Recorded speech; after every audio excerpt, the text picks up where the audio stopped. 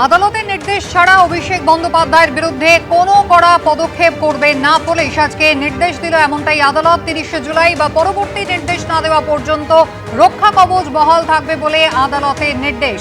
আদালত যতদিন পর্যন্ত না নির্দেশ দিচ্ছে ততদিন অভিষেক বন্দ্যোপাধ্যায়ের বিরুদ্ধে পুলিশ কোনো কড়া পদক্ষেপ করতে পারবে না। 30শে জুলাই বা পরবর্তী নির্দেশ না দেওয়া পর্যন্ত এই রক্ষা কবচ বহাল থাকবে অভিষেক বন্দ্যোপাধ্যায়ের জন্য আদালতের এমনই নির্দেশ। সৌভিক মজুমদার আমাদের প্রতিনিধি রয়েছেন আমাদের সঙ্গে। সৌভিক, আদালতের কি নির্দেশ?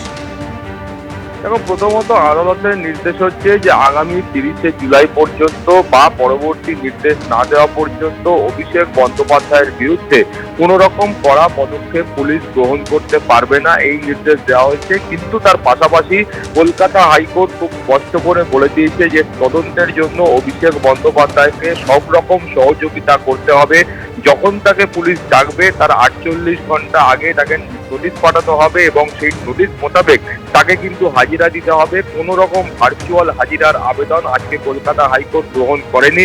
ফলে অভিষেক বন্দ্যোপাধ্যায়ের আইনজীবীরা বলেছিলেন যে এই যে হাজিরার প্রশ্নটা আসছে সেটা যেন ভার্চুয়ালি করা হয়, কিন্তু সেই প্রশ্নে কলকাতা হাইকোর্ট সহমত পোষণ করেননি। অর্থাৎ পুলিশ ডাকলে অভিষেক বন্দ্যোপাধ্যায়কে সশরীরে গিয়ে থানায় হাজিরা দিতে হবে।